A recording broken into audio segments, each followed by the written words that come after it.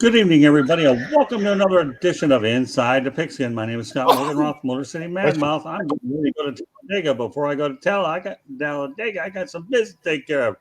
Talking football, talking with Smoke and Jeremy B. We'll give everybody a little overview about what you're doing, Smoking. Well, I am currently a published editorialist for Scott the Motor City Madmouth with the South Florida Tribune under the Motor City Tribune.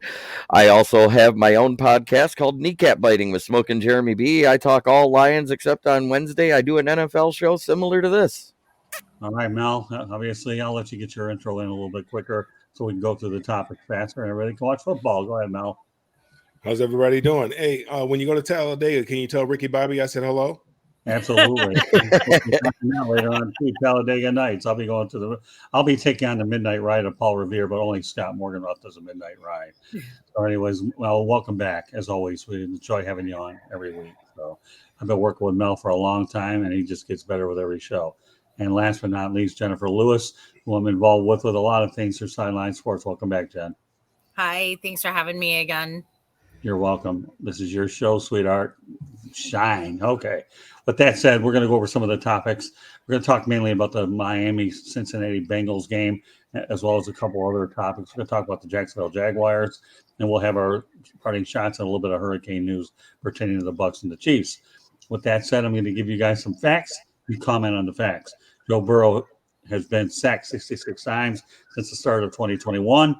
No other quarterback has taken more than 52 sacks. Okay, Mel, you know what it's like to play in front of offensive line. Give me your take on Joe Burrow. I like Joe Burrow. I liked him coming out of college. I think he's cool. I think he's very calm in the pocket. Maybe he holds onto the ball a little bit too long. Maybe that's why he's been taking a lot of sacks, been taking a lot of unnecessary hits. But, he's got probably, the best wide receiver trio in the league. They have very good running backs. He just got to help. Sometimes, his quarterback play, you can help out your offensive line, and you just got to be able to get rid of the ball quickly. Know where you're going to go with it. Know where your first read is, your second read is. If it's not there, just throw it away or dump it off, one of the two. But I like Joe Burrow. I think, I think he's going to be a good quarterback in this league for a long time. Well, made it to one Super Bowl. He had 13 sacks the first couple of weeks. He only got off with 2, so he's at 15. So thankfully, I hope those numbers spiral downwards. So go ahead, Jeremy. Give me your thoughts about Joe. I just love his overall cool demeanor. He's a very accurate quarterback. He doesn't have those big issues, but the first couple of weeks he was pressured so much. I think he got PTSD for a little bit. Now I think he's coming around. The O-line's starting to block a little better, which is why you saw less sacks and why you saw more completions, and they finally got a win. Jennifer? Exactly. Similar to what Mel and Jeremy both said, especially Jeremy right now.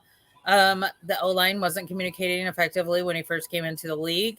They didn't have enough time to get to know each other. Now they're starting to build those relationships on and off the field, which is very important. The leadership was probably not there initially.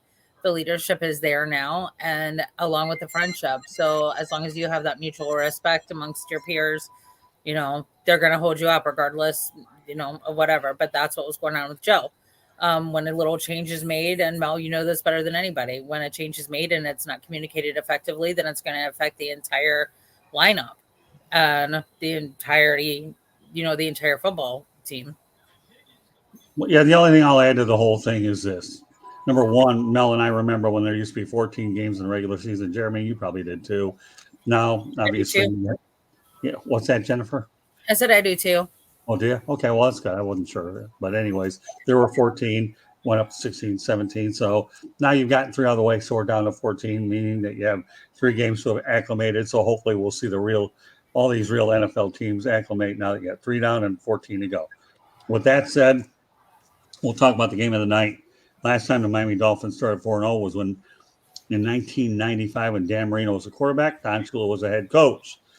Jeremy, how about that? The Dolphins are 4-0.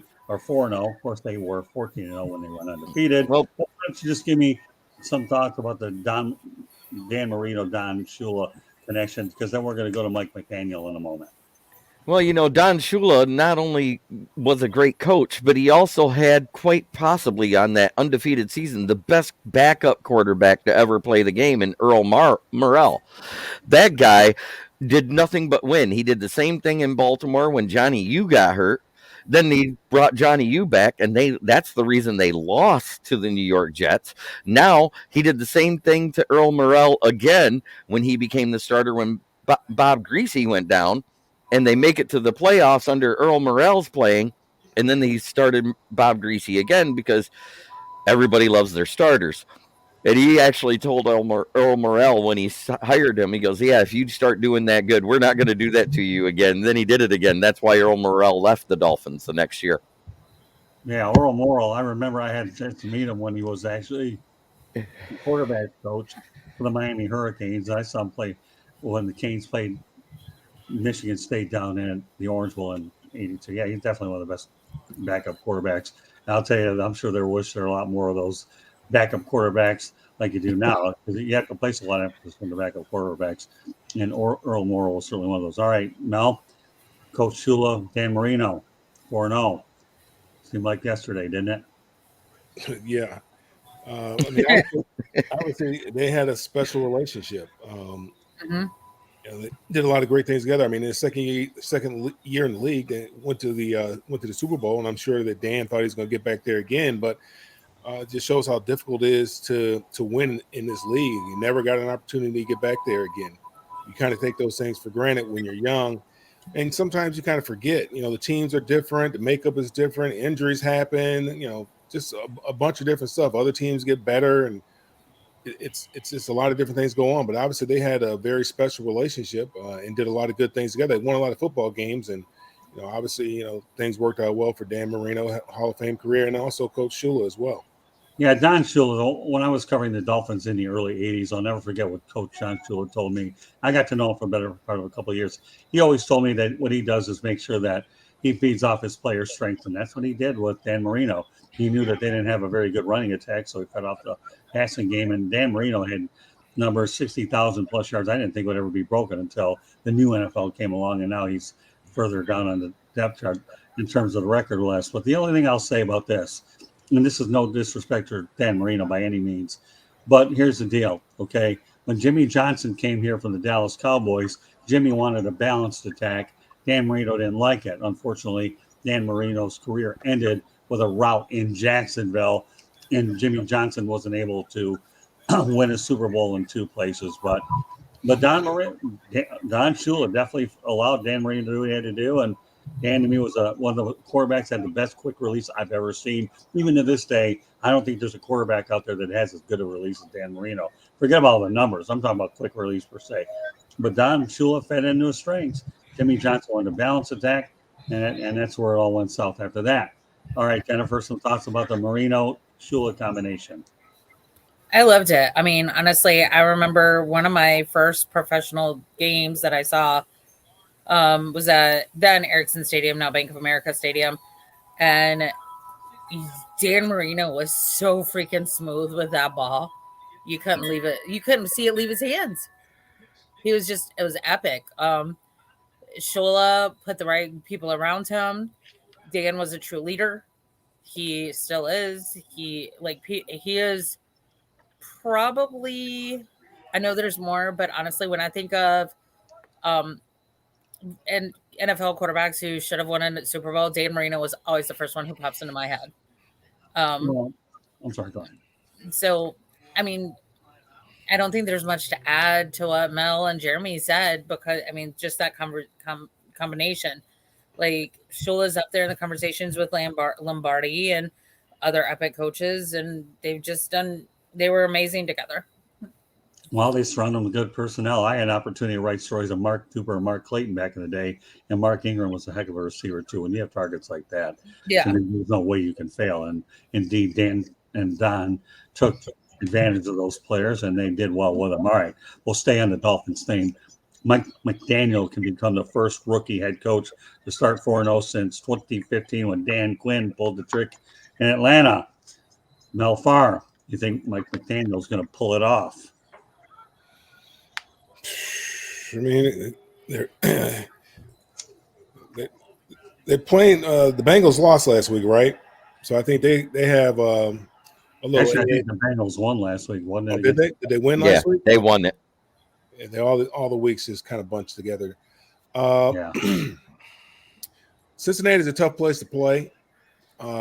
They are coming off a game, Miami that is, in which their defense was on the field for quite a bit of time, chasing around the Buffalo Bills and trying to corral that quarterback. And he's Josh Allen, and he's a load. I don't know. I mean, does he have a chance? Yeah. I mean, that's why they play the games. They have an opportunity. You like what they're doing. I think the biggest thing that he's done is he's come in and he's, really stood behind Tua and say, hey, you're my guy. And, you can see that Tua's playing with confidence. And I think that says a lot about when, your coach believes in you and is feeding you positivity, what you're able to get out of that individual. And that's not just in professional football. That's in life, in relationships, with your significant 100%. other, just in every, friends, all that. If you're positive and the guy really feels like he's wanted, and you're always talking to him and encouraging him, good things can happen. And I think that's what's happening with Miami. Now, again, I don't know. I mean, he has an opportunity. Yes. I mean, will they do it today? I don't know. I didn't look at it enough to be able to tell you. But he has an opportunity to do it. That'd be something special. So let's break down the Buffalo game for a moment. The defense, I believe, played 90 snaps, right? So they're tired in that hot weather. And of course, and before I turn over to Jennifer, I'm going to throw this in there as well.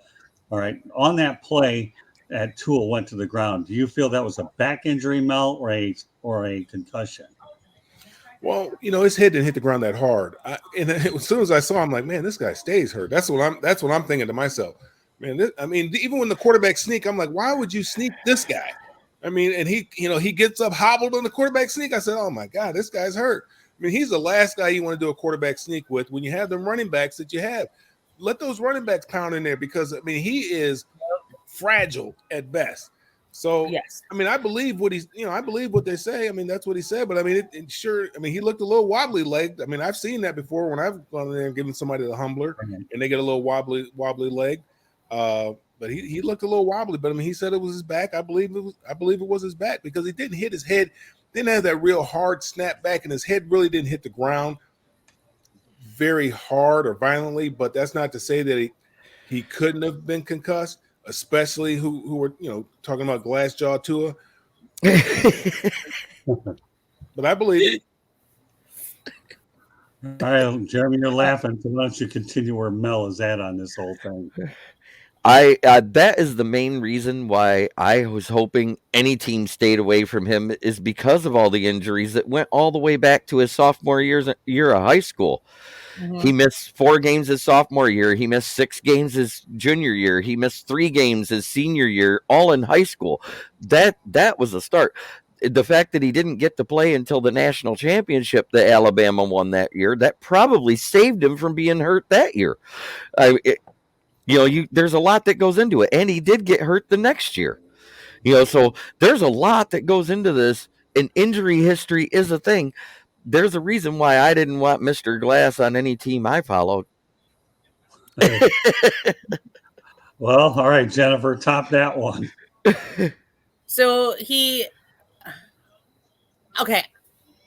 Mike McDaniel, great resume. He started out working for the Shanahans.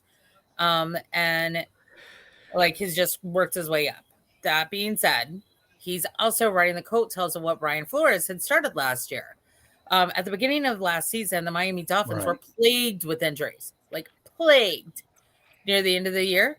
They were on a winning streak. They were unbeatable. So McDaniel has that going for him as well.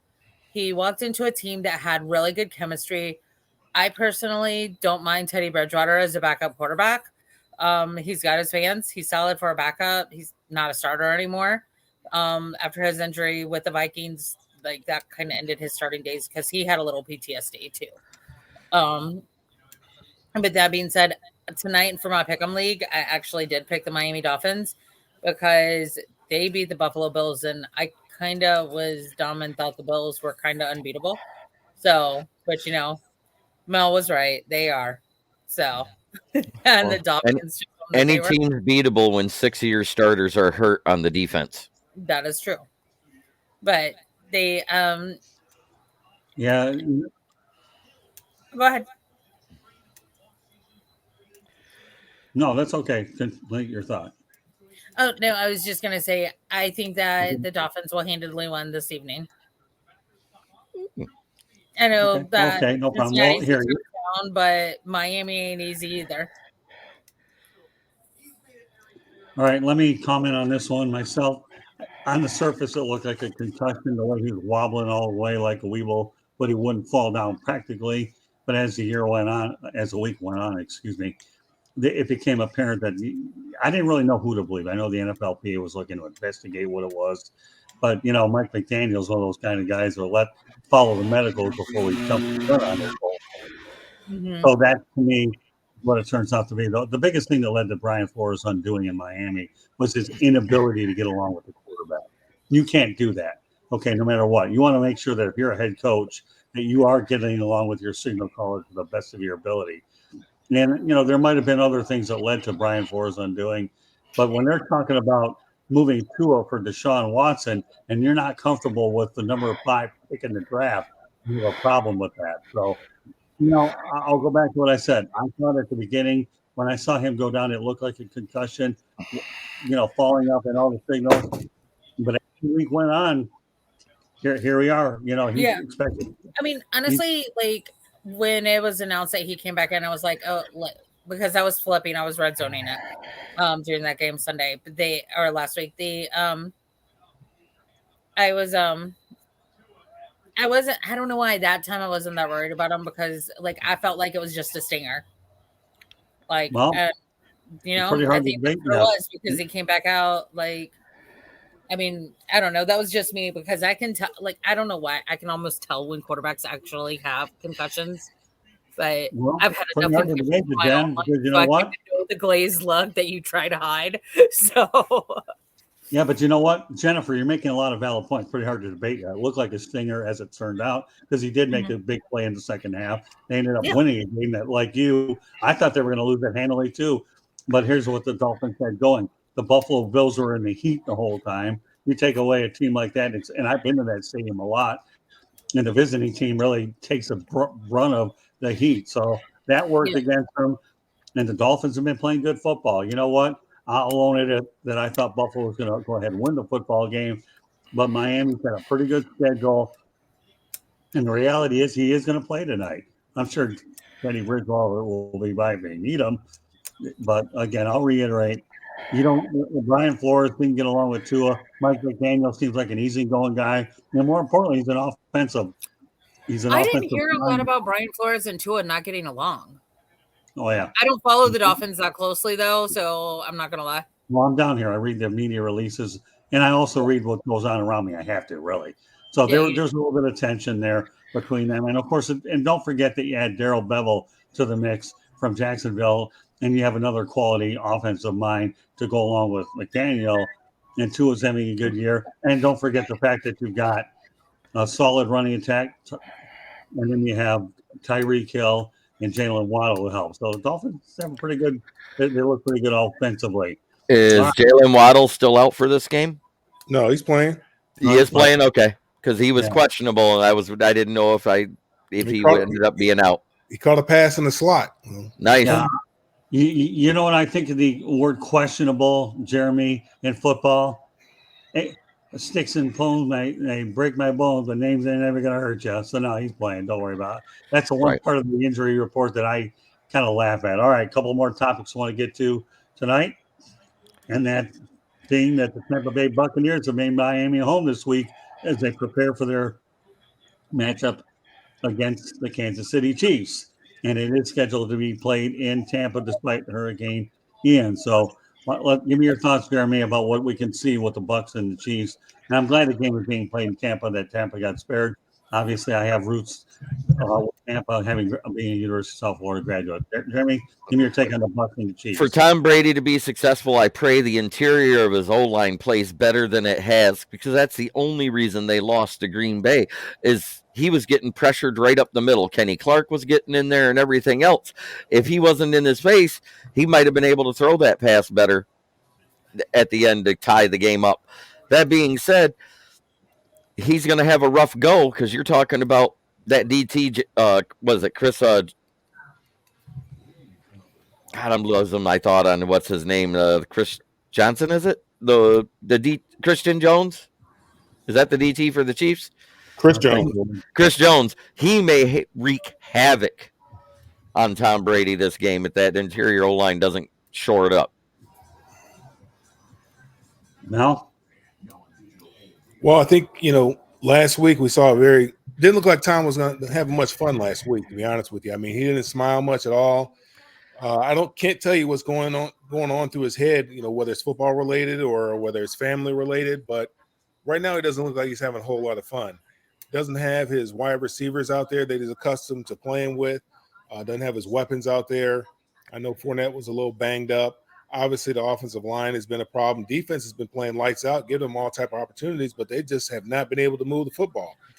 So, yeah, they're going to be motivated to do something, but also Kansas City comes in pretty motivated as well. So this is going to be a good football game to watch. Now, if it's a high-scoring affair, if Kansas City is able to get some points, and we saw last week, Green Bay was able to move the ball in the first half, and then something happened in the second half. I don't know what kind of speech Todd Bowles gave the defense in the second half, but they basically shut down Green Bay in the second half. If they're able to keep it close, Tom Brady's able to make a couple plays, I think that the Bucs will come out ahead.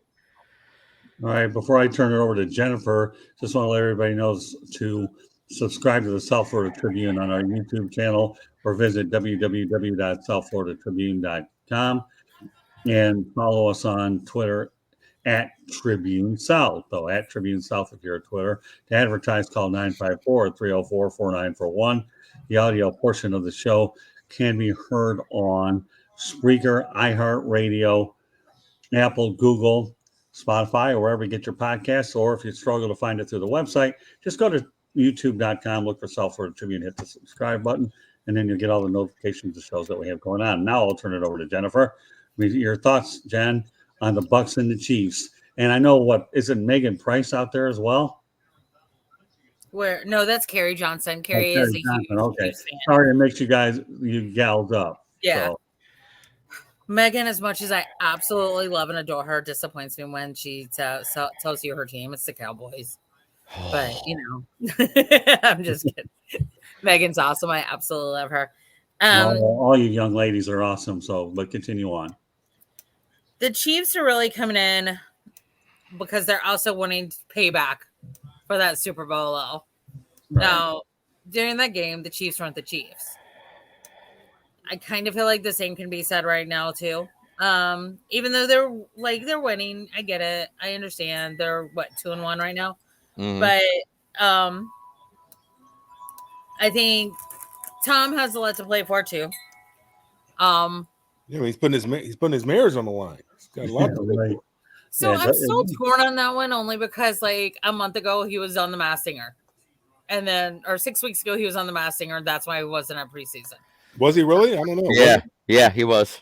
Oh. Yeah, that was the rumor. It was a huge rumor, and then all of a sudden, when they're that was proven invalid, all of a sudden he and Giselle are having issues.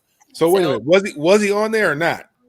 The rumor was he was on there. I know that he was exempt from practice because it had been on the books already that he had a scheduling conflict.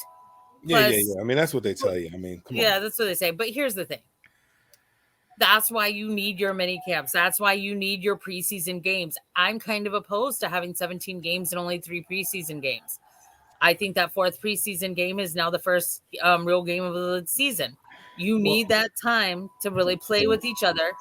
Well, I think the way that they do it now is really what the problem is. They don't play the players in the preseason anymore. Back when I was playing, the first game, the young guys and the new guys, they would get all the pretty much all the reps in the game. Maybe the older guys, the starters, wouldn't play the second game. They're going to play the first quarter. The starters. Third game, they're playing the half, and then the fourth game was like a dress rehearsal. I mean, they're going to play 3 quarters, and they might go into the fourth quarter. It was really like a dress rehearsal, getting ready for the season. You kind of ramped up. The way they do it now with these guys not playing at all, and they talk about the joint practices, they can get a lot more work done because they can do situational things.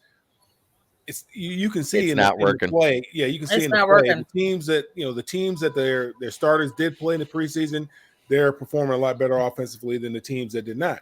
So right now, what we're looking at is really like guys getting their timing and getting their feet under them, and then by the third, fourth, this week and next week, we should be able to see hopefully better offense from the Buccaneers.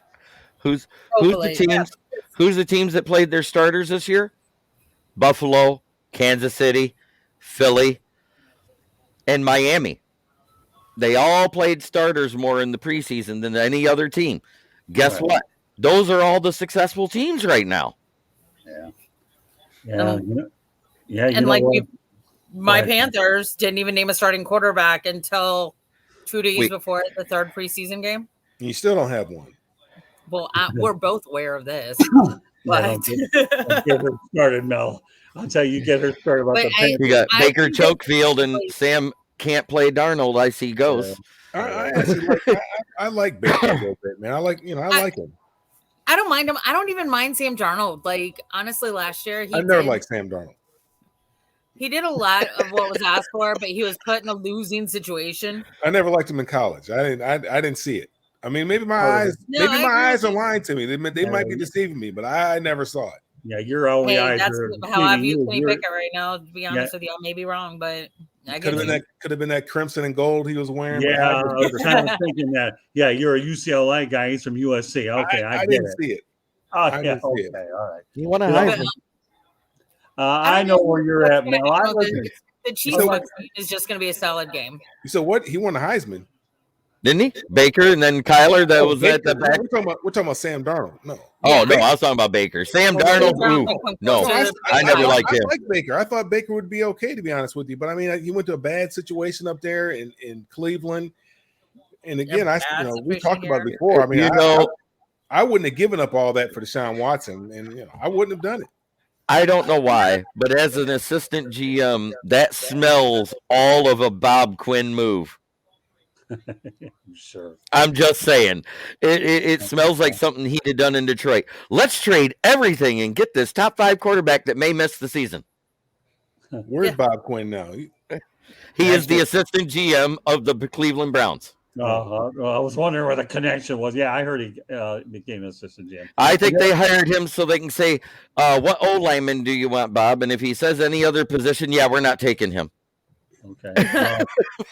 You know what? I don't take the fifth very often on this show, but that'll be one of the few that I do. Let me just make one quick comment about the Buccaneers Chiefs. You got to feel for the Buccaneers because they've been training here in Miami all week.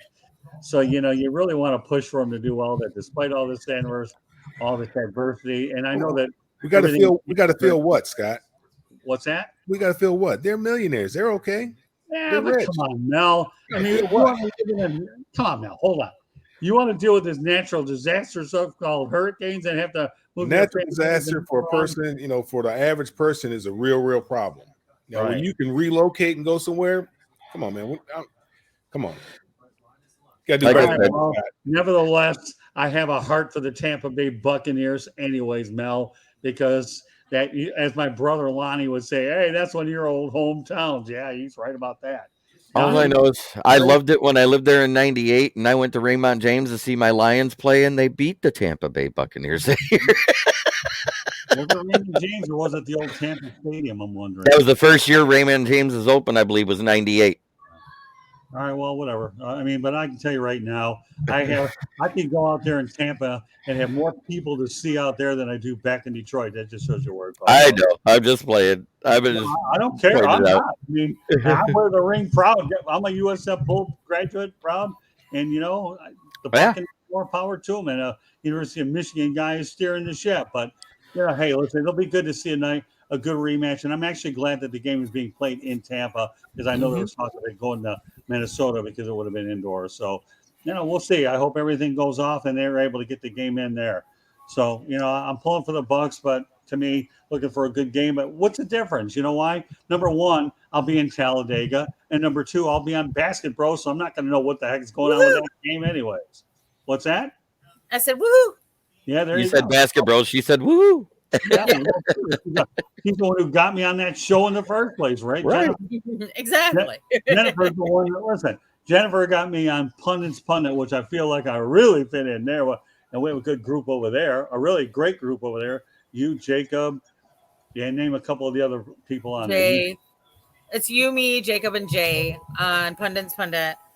And then Dom and I worked together. Like after Dom went on your podcast, he worked a lot with me to get you to be a regular member of Basket Bros. Right. And Jeremy, I freaking love Dom. He is such a sweetheart. I love Dom too. He's one of my regular mainstay Lions fans on my show. Yeah. And they're both paired up on Fire Up Florida. We have a lot of familiarity in Fire Up Michigan. Yeah, there you go. Yeah, Fire Up Florida. I'm going to show you I'm fired up Florida because part of my head is in Alabama tonight looking for Talladega. So right.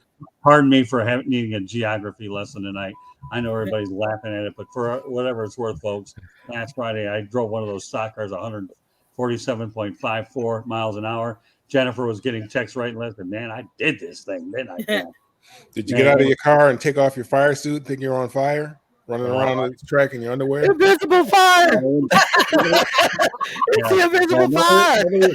Nobody would want to see that part of me, but we'll leave that one. You're on fire tonight. We don't want to see the Will Ferrell either, but we saw it. Yeah, well, that's right. Maybe Will Ferrell looks a little better. You ain't first, your last. Nevertheless, I have to say this. Go Bucks. That's all. The Tampa side of me. We'll see what happens. All right. Have another interesting game that probably, I think, the most interesting game of the week. We'll turn it over to the Jacksonville Jaguars. 2 wins. Can I ask one random question? I'm sorry. Sure. So I've actually pondered quite a bit if the Saints-Bucks game and multiple fights did not really play into their mentals. Well, not having Mike Evans was huge. Mm-hmm. Well, yeah. That was big. I mean, because you already had Godwin and Julio Jones hurt. To have him suspended, he didn't have his top 3 wide receivers. And for that game to be that close, yeah. Do you really trust Green Bay to do big numbers against anybody right now? Yeah, no, I'm with you. I just don't trust Aaron Rodgers. He lied. It's a shame because I don't care. Like it's your body, it's your choice. But you don't lie. Didn't tell the truth. Huh? He didn't lie. He just didn't tell the truth. He withheld the truth. Lie by omission is still a lie. Well, I'll tell it this way. I never knew what the word immunized was until Aaron Rodgers mentioned it. So take it for whatever it's worth. I always thought immunized meant you got a shot. But yeah, that's what I always wondered about too. But when he took it to an all new level, the only thing that Aaron Rodgers has to deal with is he's got to hope he has a good running attack, and that he's able to figure out with the young guys and some of these older guys can stay healthy, and the Packers will have a chance to go deep into the playoffs. And I just said a mouthful of ifs. So take it whatever it's worth. I would say with my if statement that I say, but I want to know if we're PG-13 or TVMA first. If I have to rank the show, I'll let Candy Epling figure out how to do this because that's out of my area. Because if Grandma would have had a member, she'd have been Grandpa. That's my if statement. See, Jennifer, this smoke is a trip, isn't he? Jeremy's a trip, isn't he? This guy. This is your first rodeo with the guy. Remember one thing, Jennifer. This is the guy that had me very busy in the chat room, going back and forth. Yeah, I remember. Yeah. Yep.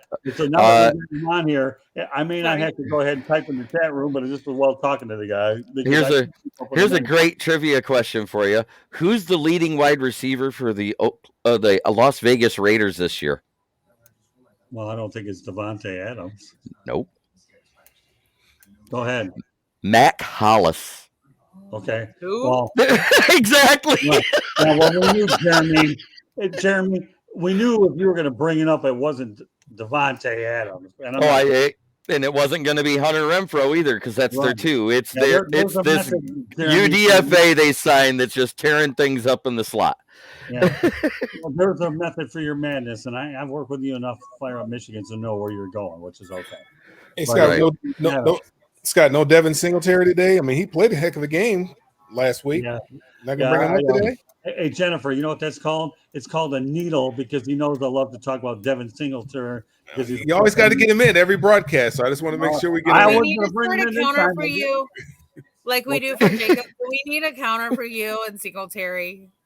Yeah, we do. We do. Okay. We do.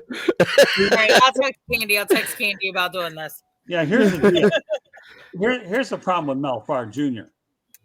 I taught him too well. He's starting to get much better needles than me because he knows me so good and he's become a good broadcaster. He was my project, but he ain't no project no more. This guy. I mean, The student becomes the master, huh? Hey, listen, I got news for you. I'll take it anyway. I don't have a big ego. It's size of the Titanic. If somebody like Mel gets better and wants to needle me and give me a Devin Singletary sighting or anything he wants to do, it's because we have a history together, Mel. And That's right. And the first time we went out was over the Kentucky Fried Chicken. Was it the big chicken? Big Chicken. Well, that was a great time for us out there in Atlanta. We used to do our stuff over the phone, didn't we? We did, but then we got into the video thing, so it's okay. Cool stuff. So, all right, well, Mel, I didn't mention Singletary, but if you want to mention Devin Singletary, do it. We'll see. Who knows? I might just mention him every week just to get your goat. There we go. I just didn't want to leave him out this week. Oh, and you didn't, and you made it very clear to a natural audience that you weren't going to leave him out this week. So, all right, now let's talk about the Jaguars and the Eagles. Doug Peterson is going home to the place where he won a Super Bowl. Pretty interesting matchup. Trevor Lawrence against Jalen Hurts. Now let's break down the numbers very quickly. For Trevor Lawrence, 77 completions, 111 attempts, 6 touchdowns and interceptions, 772 yards. That's a tail of the tape against Jalen Hurts, 56 for 98, 916 yards, 4 touchdowns and 1 interception. All right, Jeremy, break this one down. That Eagles roster is nasty. That defense is nasty. It gets after guys. It's amazing what they do, and I saw it firsthand. James Bradbury and Darius Slay are becoming big playmakers, but Darius Slay is questionable with the knee injury. So if he ends up being out because they took away the doubtful thing and probable, it's just questionable. So you don't know if it's doubtful. You don't know if it's probable, but he has not played practice at all this week. He's missed 3 days of practice. So that's something to watch for. If he ends up missing, I give them a puncher's chance because the guy behind Slay, Bradbury, he's a great number 2, but I don't know if he'd be a great number 1 because he's been playing the 2s wherever he's been. Mel, what's your take on this football game? Well, let's see here. So they just came off a big win. I mean, this could be a trap game for the Eagles. They just came off a big win. Jacksonville came off a big win against the Chargers, who everybody really liked, and everybody's been talking about Herbert this, Herbert that, and they're talking about the coach. And now I hear some of the pundits talking about the coach doesn't know what he's doing, and they should fire the coach. So anyway, I think it's going to be a good football game. I like what the Eagles are doing. I like what Jalen Hurts is doing. I remember when he got drafted, I was happy for him because, he's a good kid. I thought that there were some things that he needed to improve on, that he needed to work on in the passing game. And he's improved year after year. But this could be a tricky game for him if they overlook or don't take Jacksonville as seriously as they need to. Remember, these guys are going on Monday. They're getting a check too. They're getting paid. And so I have a sneaky suspicion that they could wind up in a little trouble in this game. Just have an odd feeling about this game for Philadelphia. You want to make a pick? No.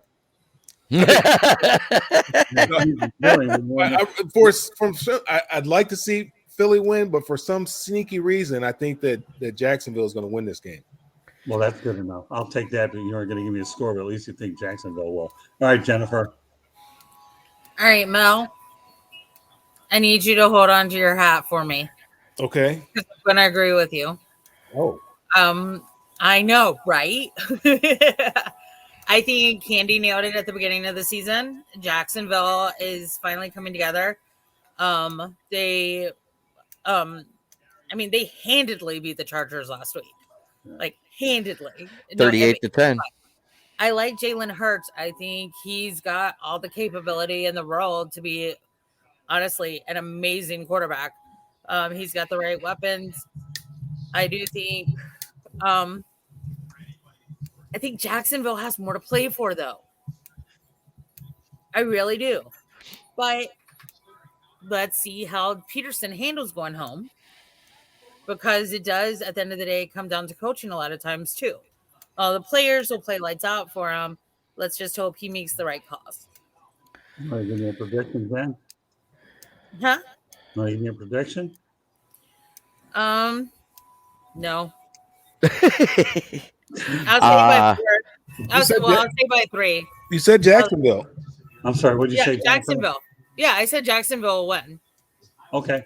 All right. I got Jacksonville covering, but Philly winning myself. I think it will be a good game because both teams are playing really well right now, and I don't discount what that defense is doing for Philly.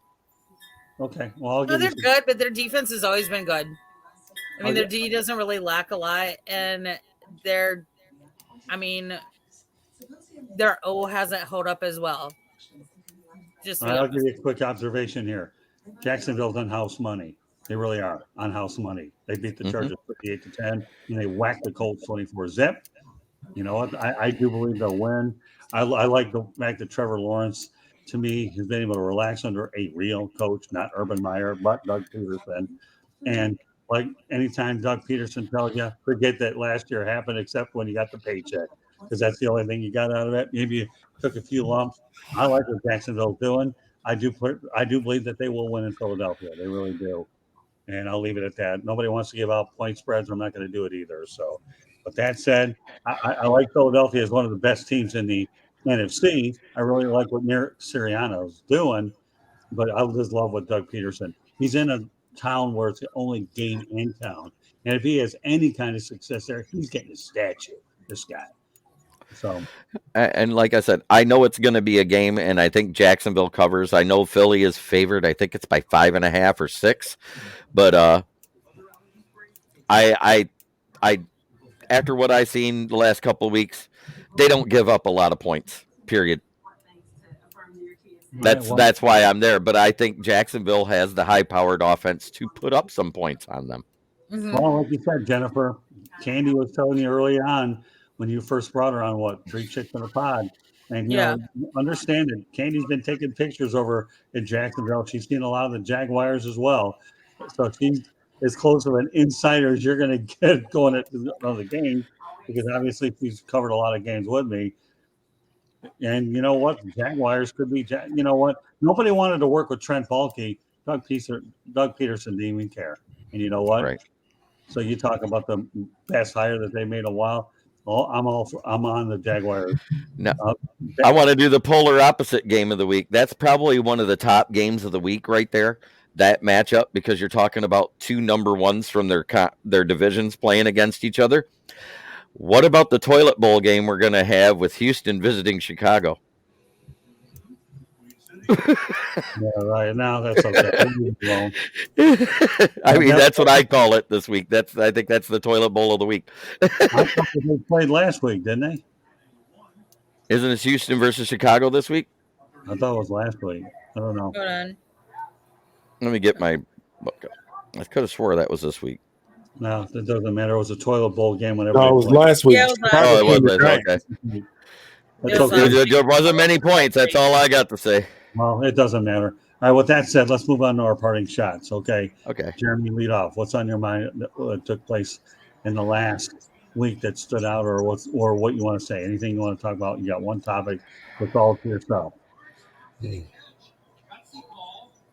Oh, man. There has been so much parity this year. There's so much topsy-turvy. We got good teams on the bottom of divisions and bad teams, or what was considered to be a bad team at the top of other divisions. I mean, nobody expected Jacksonville to come out like this right away except for your friend Candy. So that being said, And I'm talking. You talk about the NFL pundits across the board, not just on any one show. It's been a great year. Who'd have thought, even though they got a losing record, who would be the number 2 offense in the league right now? And it's Detroit in yardage and in points. Nobody expected that. If anybody says they expected that, I'll kiss their butt. Because I didn't. Well, they need to figure out the defense part. Exactly. That's the biggest one. And the biggest one that got us was Earl Morrell. 10 penalties against, 7 accepted for 59 yards, 7 first downs given, and all 7 of them led to 2 scores. That's 14 points that the defense couldn't get back because they didn't have a chance to even play defense on that because the guys either – that's what bad corners do when they're beat is they hold and do pass interference. Okay. No, parting shot. It's been a tough week, and well, I should say it's been a tough month in college football. This past week, Jeff Collins got fired from over there at Georgia Tech. Herm Edwards got fired the week before. The week before that, Scott Frost got fired. The one thing I think about with these colleges, not every team is going to be able to compete for a national championship realistically, and that really shouldn't be the goal. It should be the experience. I know when I went to school, I never thought that my coach wasn't going to be there the entire time that I was going to be there. A lot of these kids now are getting recruited to schools, and they don't know if their coach is going to be there, whether it's because they leave for a better opportunity or whether they get fired because the boosters have unrealistic expectations. And I think it's a shame for the kids. And then, and that's why the transfer portal is the way that it is because, well, you're not the guy that recruited me, so I don't want to be here anymore. Or the new coach comes in and says, hey, I didn't recruit you. I want to get my guys. And, then the guy wants to leave. I just think it's a shame what's happening because I think it should be more focusing on helping develop young men as opposed to just trying to win football games. We've wanted Coach Donahue to leave, I'm sure, being 18, 19 years old and thinking we knew it all and really not knowing anything. We thought that would be the best thing for him to leave. But in hindsight, looking back on it, that was the best thing that could happen. Now, I've had some position coaches leave. I had, leave for better opportunities, but the head coach was always the head coach, and we felt very comfortable. And I know he flirted with the Atlanta Falcons. There was some talk about him going to the Falcons. We were hoping he would leave, but I'm glad that he didn't. I'm glad he was there my entire time. He was there the entire time my brother was there. But a lot of these kids don't get that opportunity that these coaches are on an extremely short leash. 2-3 years, 4 maybe. And if they don't see what they want to see, they're going to bring in somebody else. And who's to say the next guy is going to be any better than the guy that just left? And I just think it's I think it's setting a bad example for the young people that really this isn't about their development. It's about money. That's all it's about. It's about money. And I think it's sad. I think college sports really college football really needs to take a look at that and focus on the student, the kids. All right, Jennifer, give me your parting shot. So I've got a good one, and then I've got a kind of an ugly one. Okay, my good one is David Tepper. Keep pounding in the stadium. It helps. It brings momentum. Don't know if you've noticed it. Okay, and then here's my kind of negative one. We discussed this last night on Pundit, but it really bothers me that Brett Favre stole money along with politicians, stole money to put into his foundation to build a volleyball court for select, one area in Mississippi, only a few people can go.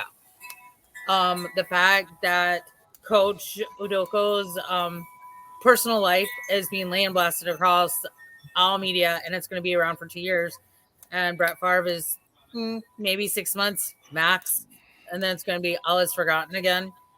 It just really bothers me that he's literally stealing money from the government, and nothing's going to happen to him. Not just the government. I mean, you're talking about one of the poorest states in the country. Exactly.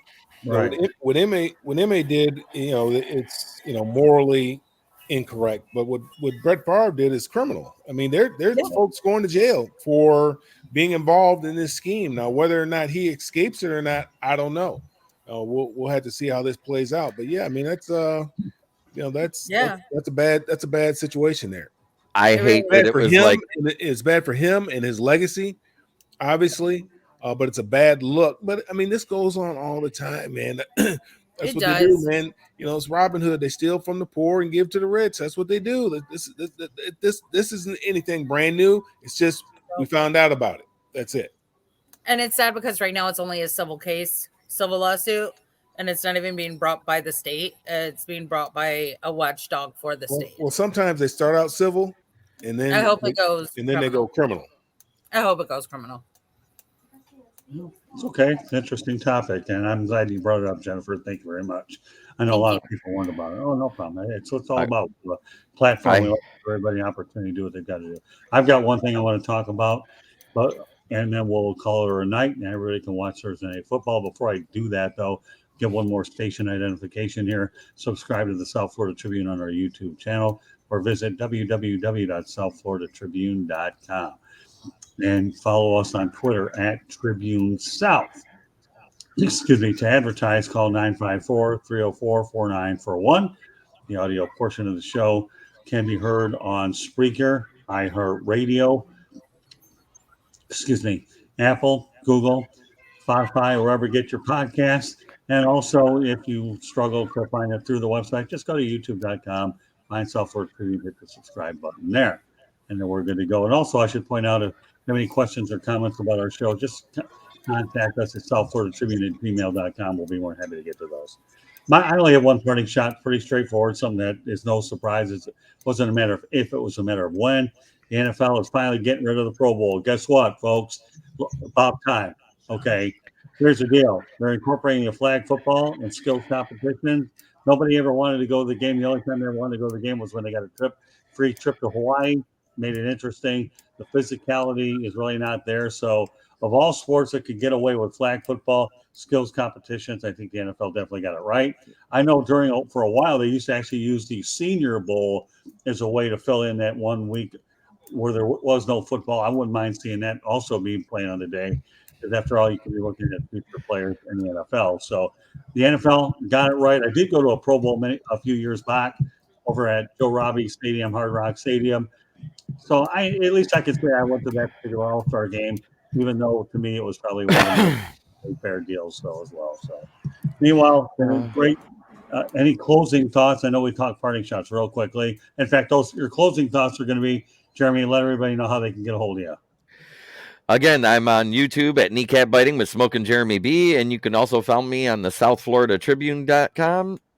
Just hit the menu, go to Motor City Tribune, and you will see my articles there about the Lions. Very good. All right, Mel, go for it. You can find me on all social media at Mel Farr Jr., just like it says there on the screen, and then you can find out what we have going on down here in Atlanta and also up in Detroit for the youth at melfar.org. All right, Jennifer, you got a lot to talk about, including some of the things we're doing. Well, we're launching 3 Chicks and Salsa on Tuesday night, and that's with Candy, my girl Megan, my girl Carrie. You can also find me on 3 Chicks in a Pod, and I think this is the last week of Confidential, which is also on Tuesday nights, but 11 o'clock. And then on Wednesday nights, we're on the Pundit together. On Thursday nights, Alex Fleming's NFL Carousel, as well as this show, which I love being a part of. And on Fridays, I'm free, except for tomorrow. I'm going on Jordan Long's podcast, Sports Scoop 1.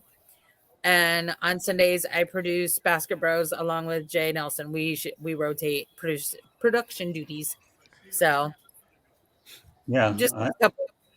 Yeah, I enjoy actually participating on Basket Bros and Pundit as well. And I know you and Candy are in the early stages of talking about doing something on your own.